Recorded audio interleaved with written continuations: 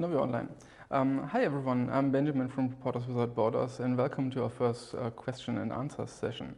In this session we will talk about our very first video about password security, and if you have any questions you can just leave them in the comment section on Facebook and then YouTube, and I will see your questions and can answer them. So far we do not have any questions yet, so in order to have something to talk about, I think I could just start by talking about a few things that come up in discussions about password security quite regularly and that people often ask me about. The very first question that I've prepared is that many ask me, do you truly have to select a password randomly instead of just thinking about a few words, or just about putting a few things together that you might have on your table or something like that? And the answer is it depends. In general, it's a good idea to select your password randomly, because when you select it randomly, then you have a process which you can control and which an attacker cannot control, and an attacker cannot make use of in order to improve guessing capabilities in order to guess your password. So that's the very first reason why we generally recommend to use a randomly generated password. And the second thing is, as I indicated in our first video, it is actually quite difficult to measure how a secure password looks like, or how secure a password actually is, because you have to assume what the attacker is doing. So if the attacker is just trying every possible combination of characters, letters and special characters, then that's an entirely different attack scenario than, let's say, if an attacker just tries out the first few millions of most popular passwords, which is now pretty easy, given that there are password lists online which collect these most popular passwords, such as password 123 or something like that. And in order to make it way more easy to measure how secure your password is, and especially in order to give you a guarantee about the security of your password, we have to have one thing which we can control, which the adversary cannot control, or that phrasing it differently, we have to have one process that we know and that we understand. And this is basically the random selection process of a password. So if you give me your password, which you shouldn't do, but if you would show me your password and would ask me how secure is this password, it's actually quite difficult to find an answer to this question. If I know that you have had selected it randomly, then I can actually give you some kind of guarantee. When scientists try to find methods on how to find out how secure a password is, there's a very good paper about Joseph Bonneau that I've referred in the video, who did a lot of research on that. Then they more or less make some kind of assumptions what the adversary is doing. And in order to make some assumptions, in order to start being able to calculate something, scientists have to do some kind of simplifications. For example, guessing that the adversary knows the process on how you created a password, or that the adversary knows all the passwords in a set of users and just wants to find the mapping between users and passwords or something like that. So just so you get an idea what the tricks are that scientists use in order to find out how secure a password is.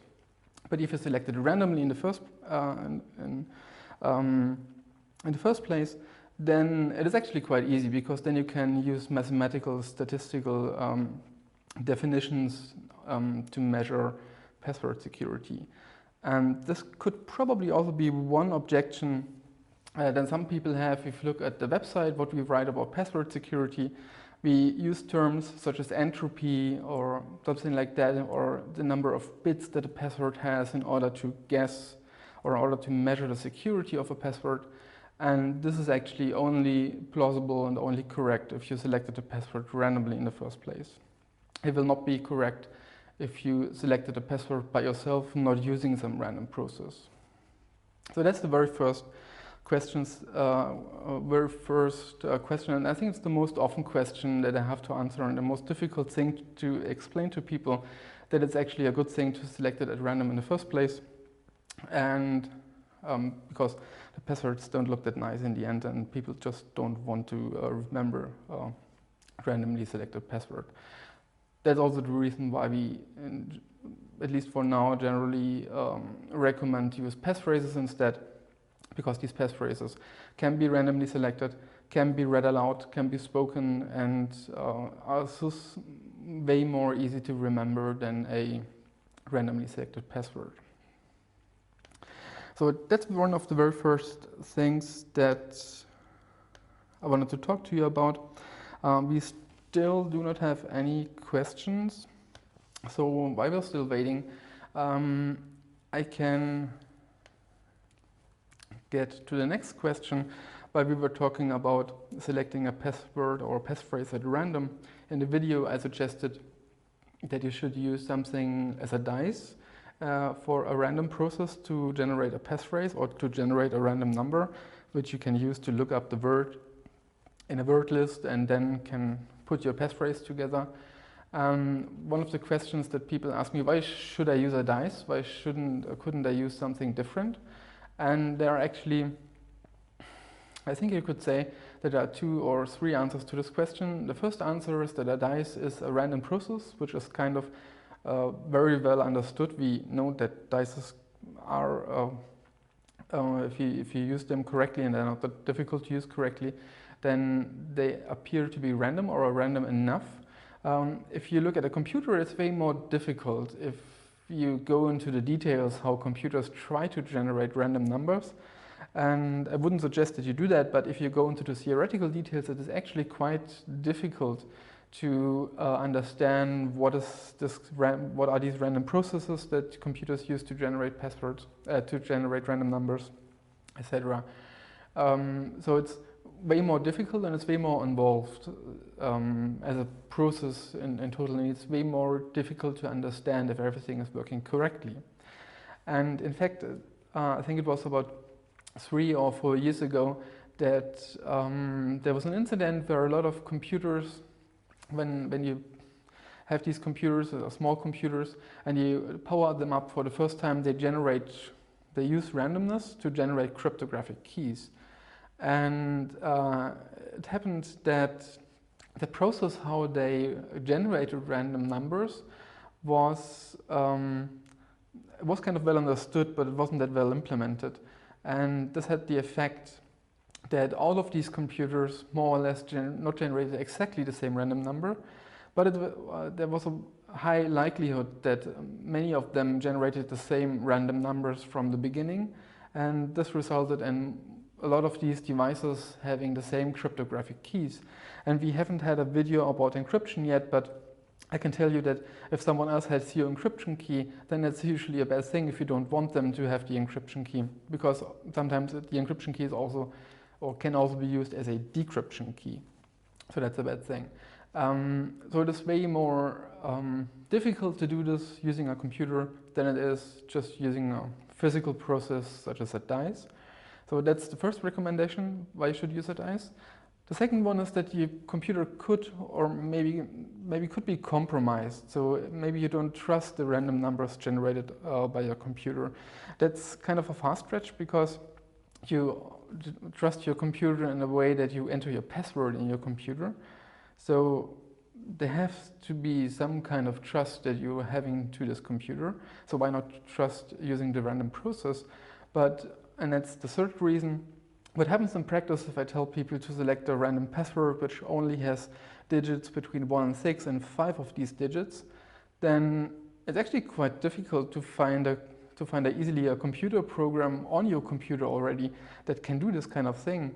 If you're a programmer, then it's pretty easy to program one by yourself. But if you're not a programmer, then you will probably go online, ask Google, or try downloading a tool that does these kind of things. And that's actually can be dangerous, because it happened, I think, about 4 or 5 years ago, that there was a website that offered an API to programmers in order to generate random numbers, and a lot of these programmers used this API. And what this basically means that not software on your computer is generating random numbers, but the website is generating random numbers. And if the person who's operating that website is kind of malicious or has an interest in collecting the random numbers, then this person could also use this information to attack cryptographic keys or to attack passwords. So that's the third and final reason why I think you should use some process like a dice to generate your passwords.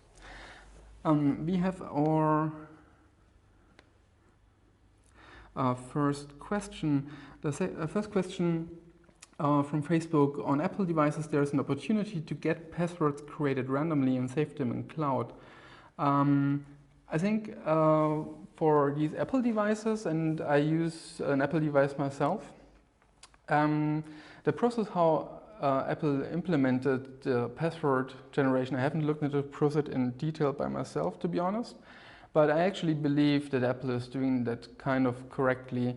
If you choose to generate a random password, because for the Apple developers it shouldn't be that difficult having a unique system to implement this kind of thing. And the same applies for iOS devices. I cannot tell you about how safe it is to store passwords in iCloud. I've seen a talk by a few Apple developers at, I think it was at DEF CON or Black Hat. These are two hacker conferences a few years ago that discussed how they implemented this password storage in iOS devices and on Apple computers in the iCloud. And if I remember correctly, they use some kind of cryptographic devices, smart cards at the Apple facilities in order to store these passwords. And these smart cards are linked to iOS device, to one specific iOS device. So you have a smart card on Apple's side and an iOS device, your device on your side, which also has a cryptographic smart card or coprocessor inside. And it's pretty difficult to attack these smart cards or cryptographic coprocessors that store secrets such as passwords. And if what I remember and if that what these Apple developers told was correct, then I think that is actually a quite secure practice.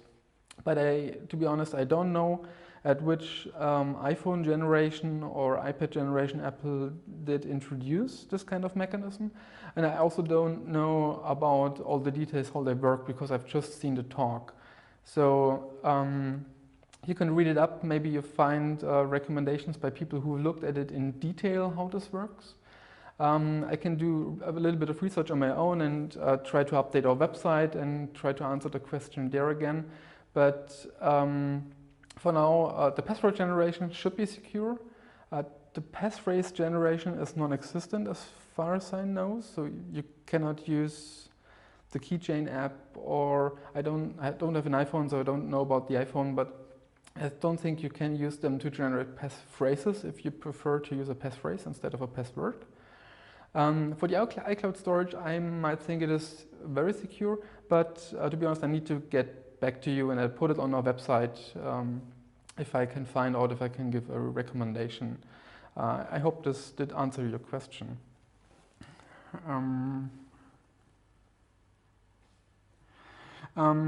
Just to follow up on this, I think Apple has still a second way to your iCloud.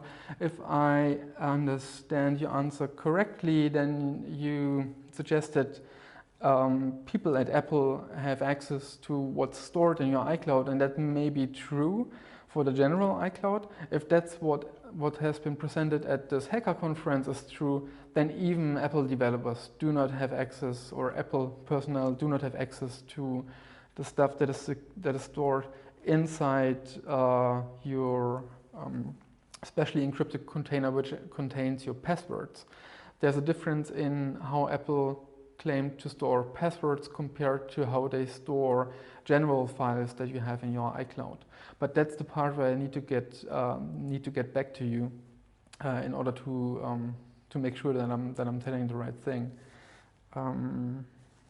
But as I've said, I think there is actually, if they do it in a way that they're proposing it to be doing, then I think that even they do not have access to your password.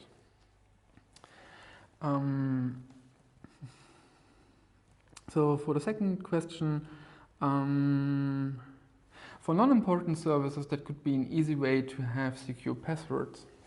And so I kind of did answer this already. That was referring to the same iCloud mechanism. But there's an important part here talking about non-important services.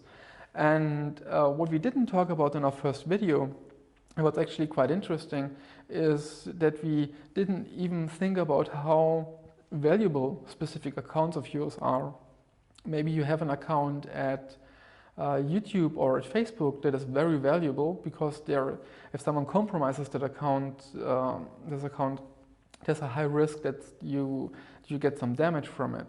But there could be different accounts which do not carry this kind of risk. Let's say you just registered at a website in order to download a trial version of a software. That's probably not if you did not put any of your financial information in there, then that's probably not that of a high value account. It's more of a low value account in the sense that if someone compromised this account, then it's not immediately clear if they have something to gain from it. If it's an email account, then it could be a little bit different, because then they could use this account to send spam emails and stuff like that. But if it's just an account to download some piece of software and you wouldn't want to use it anyway, then it's kind of a different story. And you can even think of very high value accounts or very high value accounts where you some people ask me if it's even secure to use a password manager, in the sense that someone takes away your computer, someone hacks your computer and can try to find all the passwords that are stored inside your computer because they install a keylogger or something like that. Then, and I have to admit, I myself have a few passwords that I do not store in password managers because of exactly this reason.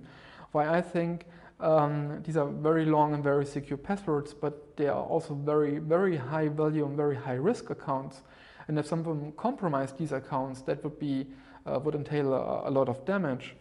So I choose to do the extra effort in order to memorize very long and complex passwords, not having to write them down and not even having them to put them in a password manager.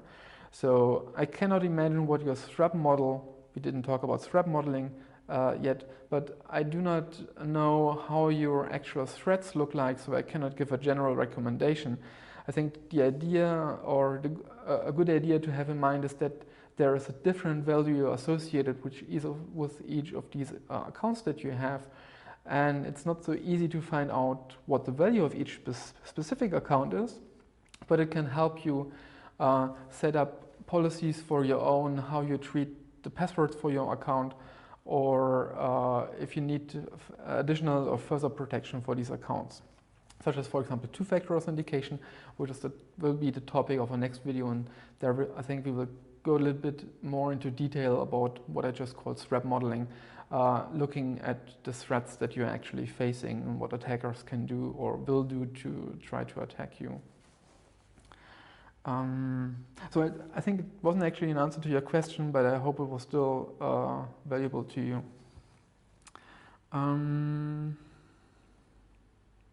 Okay, the next one is I think the same.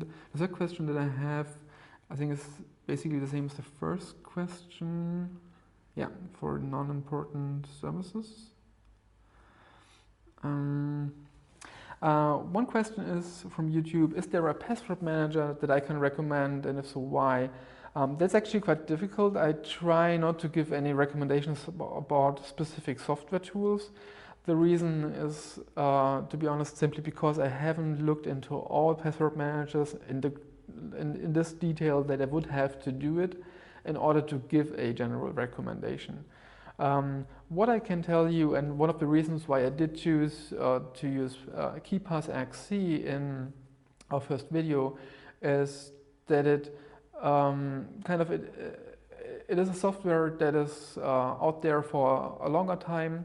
It's based on KeePassX, and it is actually actively developed. That's one of the things that you should look out for, that if you want to decide for a password manager, it should be a password manager that gets updates regularly, because everyone makes mistakes, especially programmers, and some of these mistakes will result in vulnerabilities and will give attackers some leverage in how they can attack you.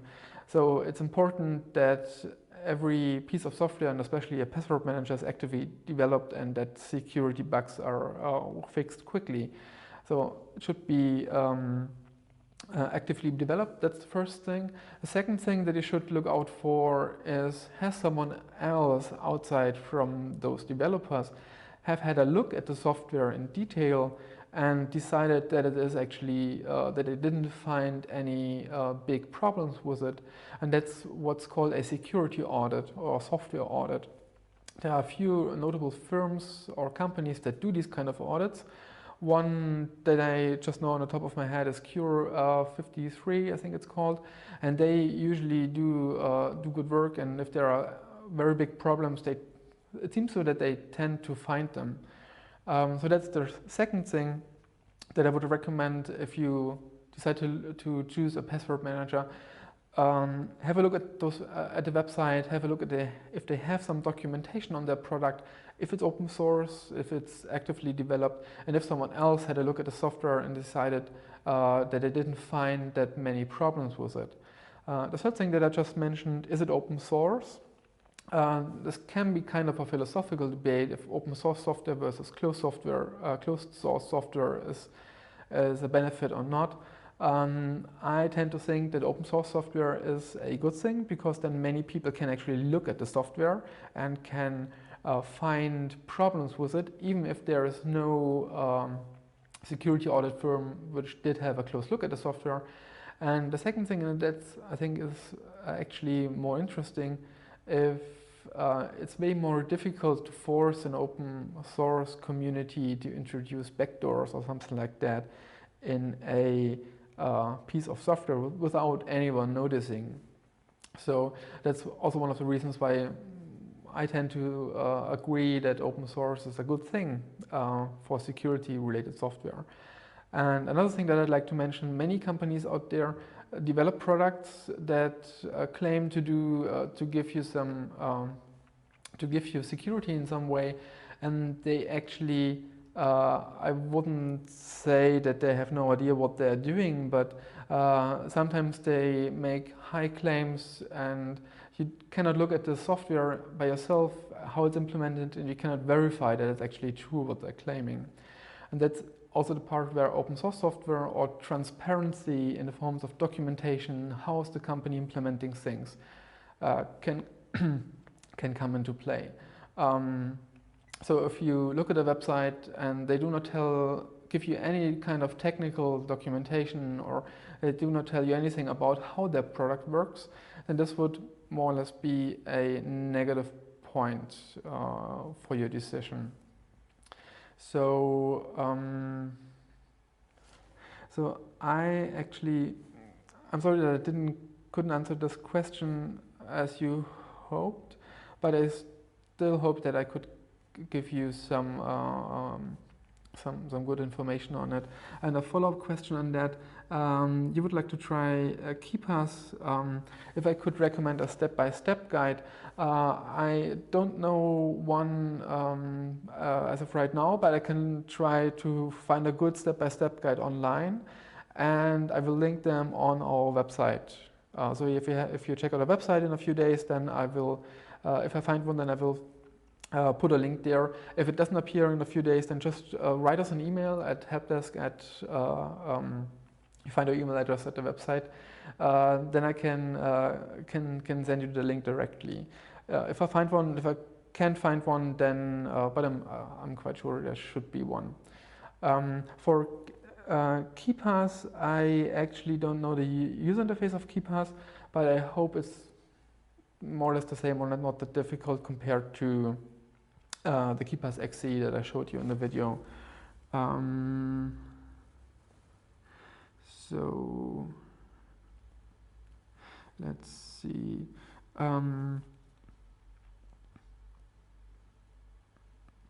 Okay, so I think there are actually no questions yet that I didn't answer.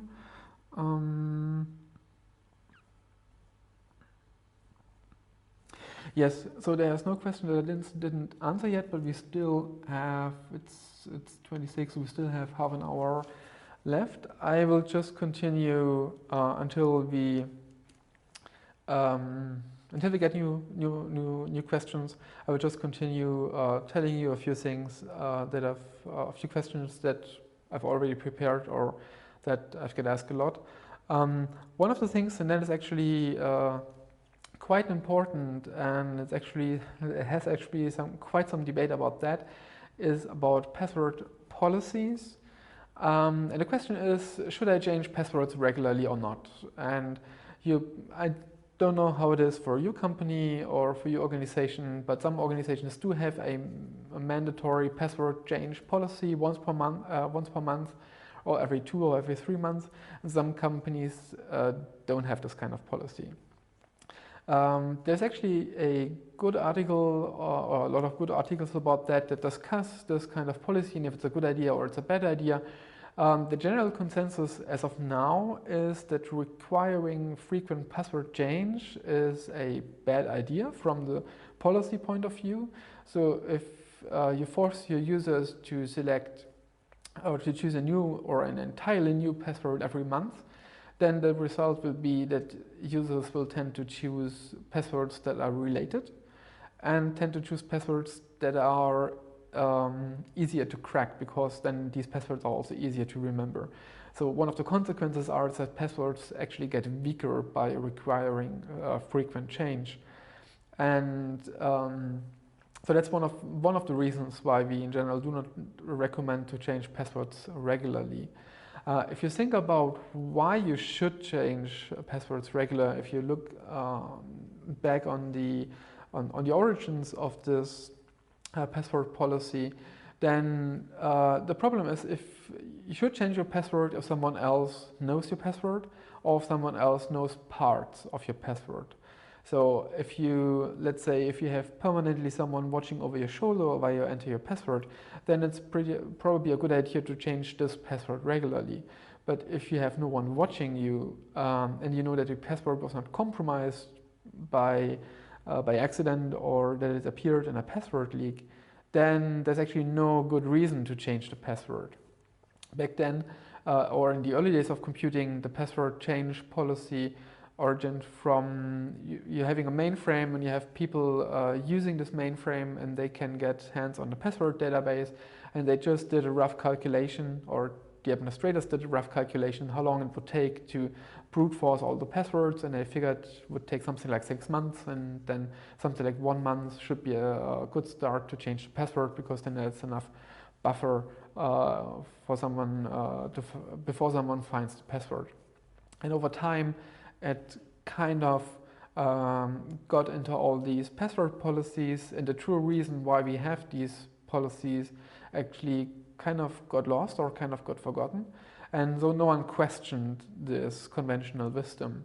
But in recent years, more and more companies, I think Microsoft changed this, I think last year or for 2 years or something like that.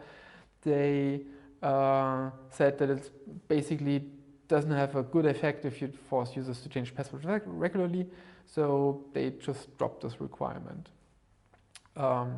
So for yourself, if you have no reason to suspect that someone might know your password, for example by watching you, or that maybe you typed it in a different form at a website by accident or something like that, then I think it's safe to say then that you do not have to change the password, that you especially do not have to change the password regularly. If you always have someone watching you, or if you might fear that someone might find out your password by observing parts of your password entry, then I think it might be a good idea to change the passwords. I cannot give you a specific time frame because it depends on your personal situation, but then you can, if that works for you, then you can try to do it once per month or 1 or twice per year. But I think that should be enough. And for the general recommendation, if someone tells you to change your password regularly for all your passwords, then you can just ignore this advice if it is not specifically designed to address your personal specific situation. Okay.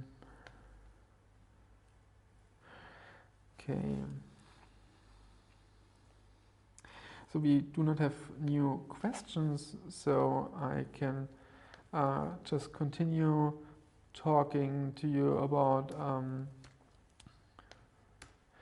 one question that I've prepared. And actually,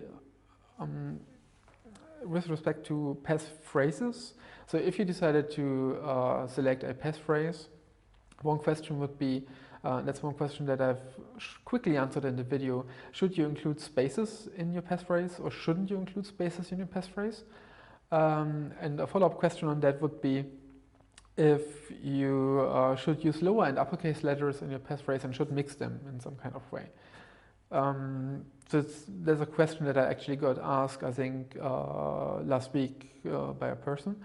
And my answer was that for spaces or not between these words, I tend to use spaces when I'm using a passphrase, just because it feels more natural when I'm typing the passphrase.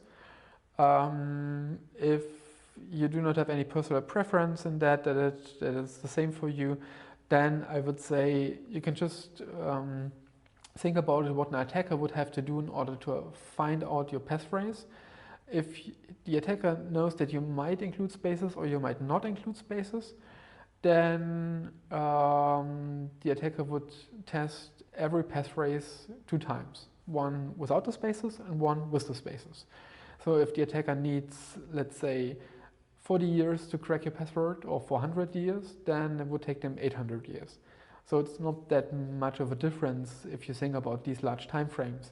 If you have a very short and very easy to guess password and it would take them 1 day or 2 days, then it's also not that much of a difference if you think in this time frame. So I would say it's not that much of a difference if you include spaces or not. But if I would give you a general recommendation, you should include spaces or you should not include spaces, then this would defy this small effect that it actually has, because then the attacker would probably know that you watched me telling you to include spaces or not to include spaces. Then the attacker would know which type of passphrase that the attacker should be trying to guess. So if I do not give you a recommendation and leave it up to you, then there will be a small effect. It can be a small positive effect, but whatever you choose, it's more or less up to you. There isn't that much of a difference besides what feels more natural to you. And the second thing about lower and uppercase letters is more or less the same thing. If you think about using uppercase letters for the beginning of every word in your passphrase, if you think about mixing lower and uppercase letters in your passphrase, just like randomly mixing them in some way, then this will definitely have a positive effect on the security of your passphrase. You can just think about all these combinations that your password could have. If you would just very lowercase and uppercase letters, but it would also be way more difficult to remember for you to find out which letter you did type lowercase or uppercase. So I would say, yes, it does have a great impact on the security of your passphrase, but I would actually think that the negative aspects, that it is way more difficult to remember, outweigh the benefits that you have. Because if you would want to remember such a passphrase, then you could just select a much shorter, randomly selected password instead, and would have the same trouble of remembering it probably. So I would in general advise against mixing lower and uppercase letters randomly. If you choose just the first letter of a word, then I'd say it's more or less up to you. There will be an effect, but the effect will be the same as if you think about all the combinations that you can have in one passphrase. Everything is lowercase, and the other passphrase, just the beginning of each word is uppercase. Then it's double the amount of guessing that the attacker has to do. So we have the same thing as with spaces. The effect is there, but more or less minimal. And if I would give you a general recommendation, the effect would be none. So I would say it's more or less up to you what you choose, that you want to remember. Okay. So we still don't have New question. If you just started watching, you can just go to YouTube or to Facebook on the comment section. You can post questions there, and I can read them here, and I will try to answer your questions that you have. The topic for today, or for this Q&A session, is password security, and especially what we were showing in the very first video. But if you decided you didn't watch the video yet and just want to ask a quick question about password security, I might as well just try to answer it right now. So while we continue to wait for questions, one of the things that we actually did not yet talk about in the video, and today only a little bit in this Q&A session, is for reasons why you would not want to use a password manager. The thing is, if you, it's always, to get this out, it's always a good idea to use a password manager in the first place. If you have a specific reason to suspect that someone else might be able to control your computer, or let's say you're traveling and you have your devices with you and you have a password manager on your device, and you know that someone else could be forcing you to reveal the contents of your password manager, then it might actually be a good idea not using a password manager. For this traveling scenario, if you're maybe at the border and someone else forces you to reveal the contents of your password manager,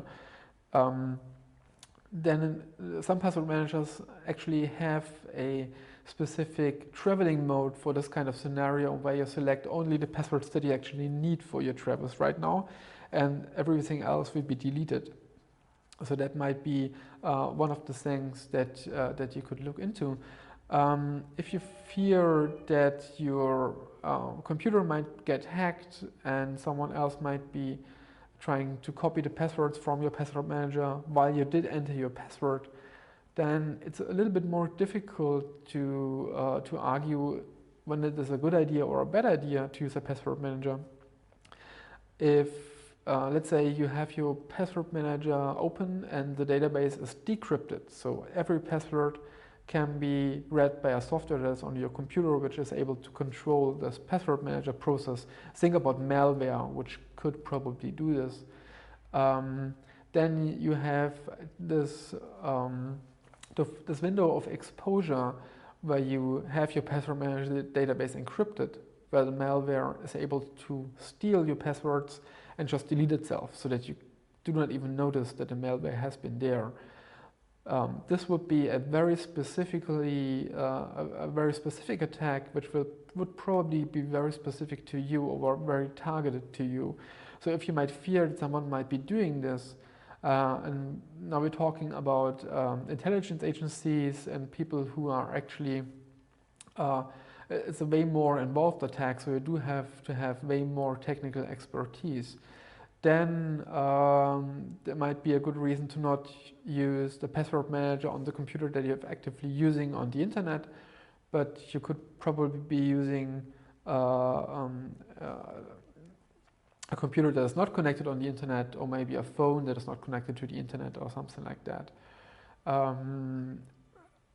The reason why it's a little bit more difficult in this hacking scenario to give a general recommendation is because if someone would be able to install malware in your computer, then they could also be able to install a keylogger in your computer. And if the computer is connected to the internet, and that's where you have to put your passwords in, then the attacker could use this keylogger to capture all your keystrokes and to capture your passwords this way.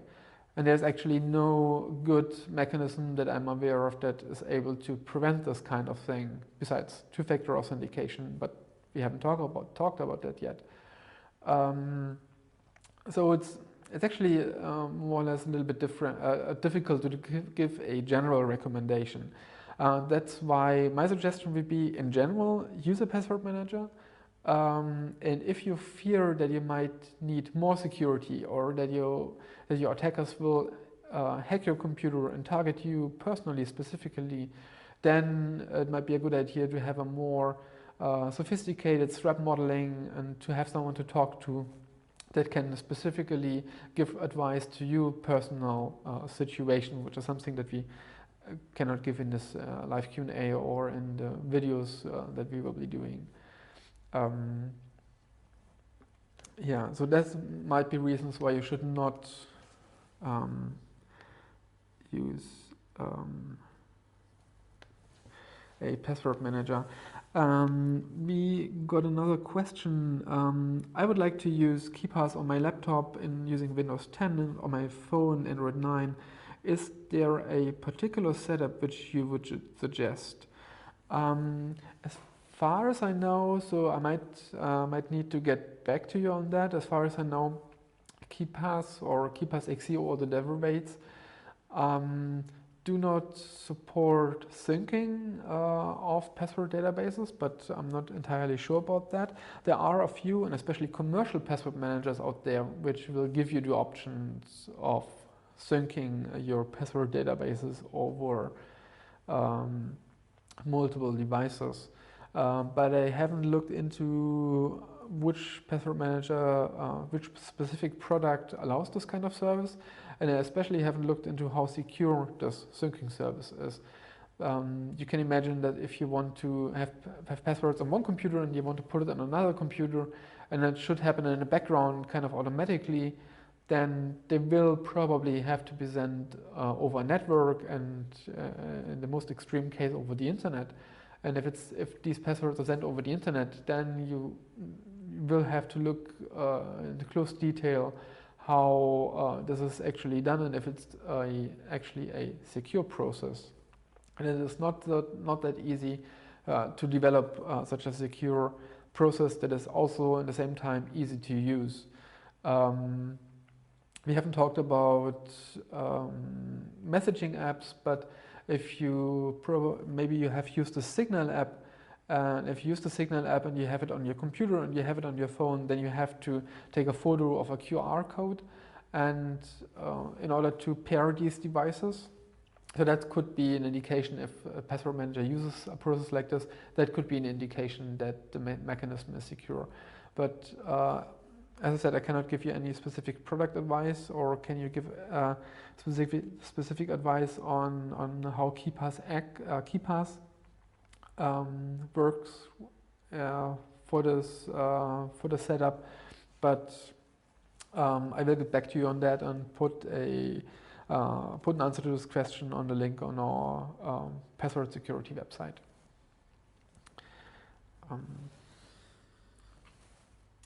Okay. So we still have about 16 minutes left. But we were already talking about having a password manager on your phone. That is, I think, a topic by itself, if it's a good idea to have a password manager on a mobile phone, or if it would be better to have it just on a computer.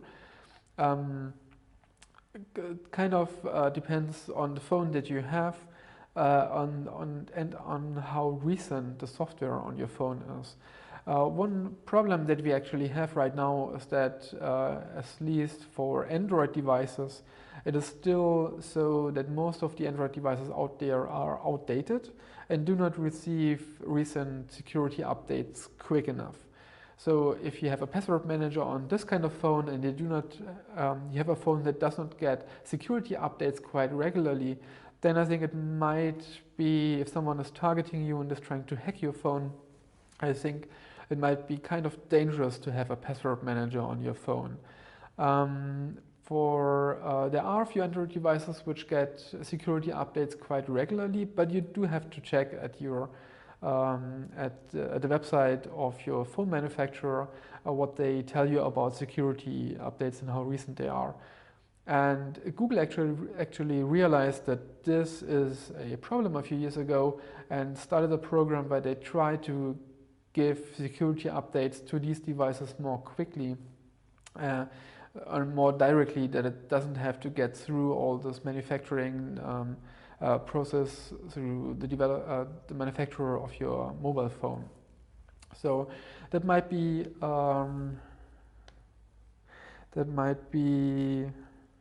more difficult or might be a reason why you should not use a password manager on your phone.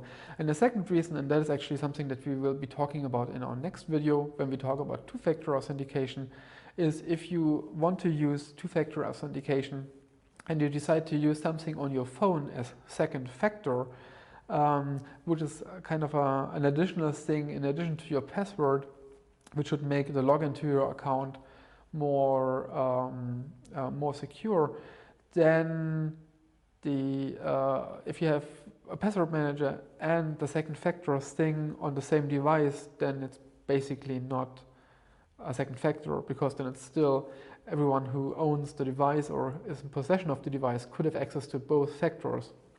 But we will talk about that in detail when we put our next video online.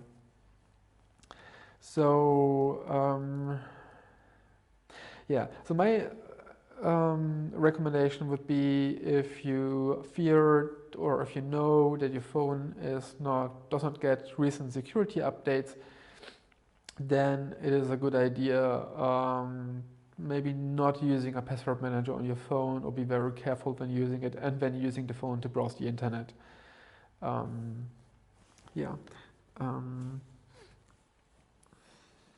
So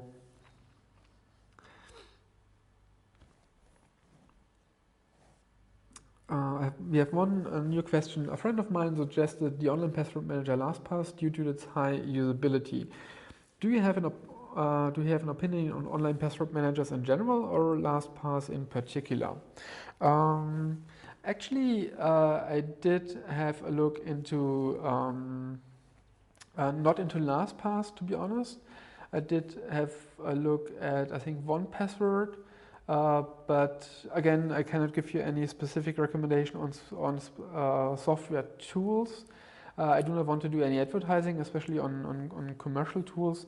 But maybe I will try to find if they fit the things that I've just said before, having parts that are well documented technically and are open source, and having maybe a security audit. Then I can put them online on a website. For online password managers in general, I think it actually depends on your personal situation. As we discussed in the video, online password managers are a little bit different from offline password managers. And if you trust the company that is supplying you with this online password manager facilities, then I think it is actually a good idea to use the online password manager if you fear that someone is taking your device away. If you think that the company who is doing the online password manager is cooperating with your government, and your government is one of your adversaries, then that's a different story. Then I would totally advise against using an online password manager, because the risk is too high that they're just able to force the company to reveal your passwords and to change the programming of their website. I actually have no very good examples, or actually do not have any examples on where companies actually did this kind of thing in practice. We know about a few examples where the American government and the NSA were trying to get cryptographic keys from one email provider, but for password managers, I actually do not know of a case where this has been in practice. But still, in theory, it could happen, and you wouldn't want to be the first one who's suffering these kind of attacks. We actually have one example with respect to Apple, and that in the United States there was a case, Apple versus FBI, in which the FBI tried to force Apple to change the programming of one specific iPhone so that the FBI could make a brute force attack on the password that would be needed to unlock the iPhone. And Apple rejected to do this back then. And I'm not quite sure how it went into court. and what the court decided, but they ended up actually not doing it. And I actually think that many companies wouldn't want to do this on their own and would need to be forced to. But again, if your government would be able to force the company or the online password manager to do this, then the company would probably have to comply. So if you fear that your government might be doing such things and might convince or might be able to force companies to change their website programming, then I would advise against using an online password manager if your government is one of your adversaries.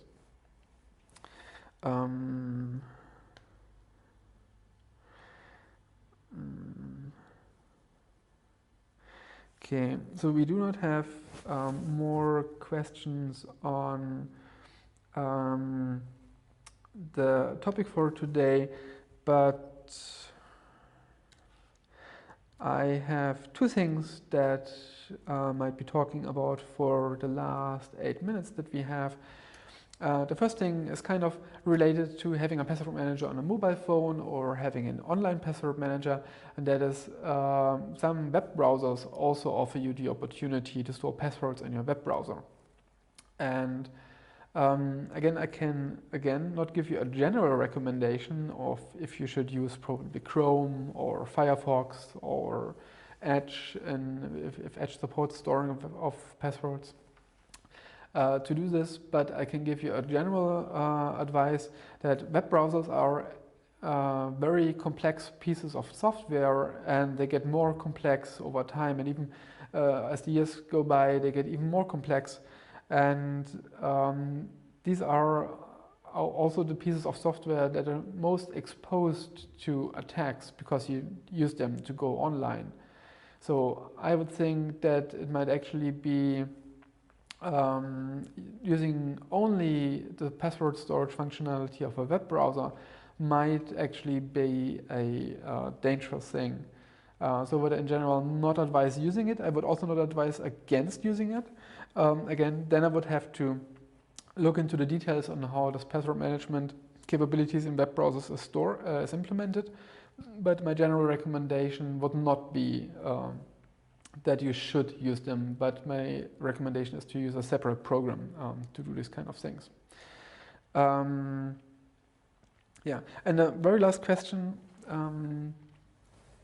one that kind of relates to password policies, is many websites today, and so some websites today have dropped this function, but in the past it was very common to have security questions on your account. So if you forget your password, so you can use a security question to get back into your account.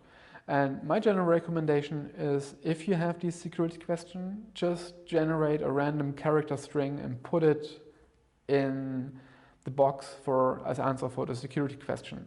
The biggest problem is that some of these information in these security questions can actually be very easy to find out about you.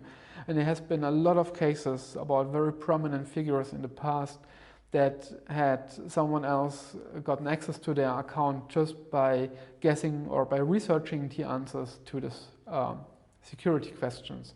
So my recommendation is, if you have to use an answer to a security question, if you cannot leave it empty, then just generate a random character string and put it in there. Do not answer these questions truly, because people can and will find out about them. And it just happened too often in the past, so that I do not think it is a good idea, at all. If you fear that you might lose your passwords, or you might lose your password manager database, that you might need to have some kind of backup mechanism for example, security questions as a replacement for that, then the best thing you can actually do is to actually do backups of your password manager database. If you have a secure place where you can store them or where you can write it down, then just try to keep them in this safe place. This should be a better option than having answers to security questions that someone else who might know something about you or might know your friends of you and can talk to them, and they might reveal information about you by accident. So it's better to not using these security questions or having just random character strings, because other people might eventually find the answers out. Yeah. So I think we still have a few minutes left for ours, but I'm running out of questions that I prepared.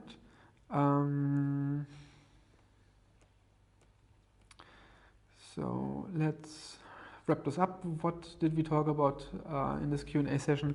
We talked about how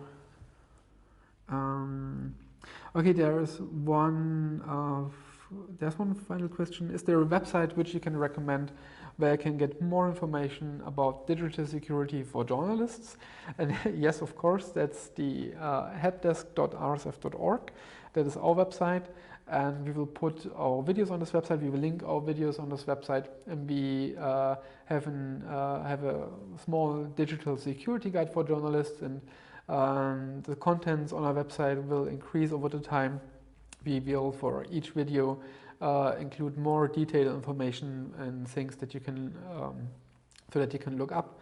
If you have questions that haven't been answered by our security guide on our website, there's also the Security Self-Defense Guide by the Electronic Frontier Foundation. This Security Self-Defense Guide is not targeted specifically at journalists, but at general internet users. But it still has good contents, and the EFF also has a good reputation about knowing what they talk about. So this would be a second source that I can refer you to, and that's actually, as far as I'm concerned, the only two sources that I can recommend right now. I did have a look at a lot of privacy and digital security guides on the internet, and I'm not that convinced of a lot of them. But these are actually the only two that I can recommend right now. So. Okay, so we have 2 minutes left. If we do not receive an answer for related to our first video about password security, then I think we are through with it. What did we talk about in this Q&A session? We did talk about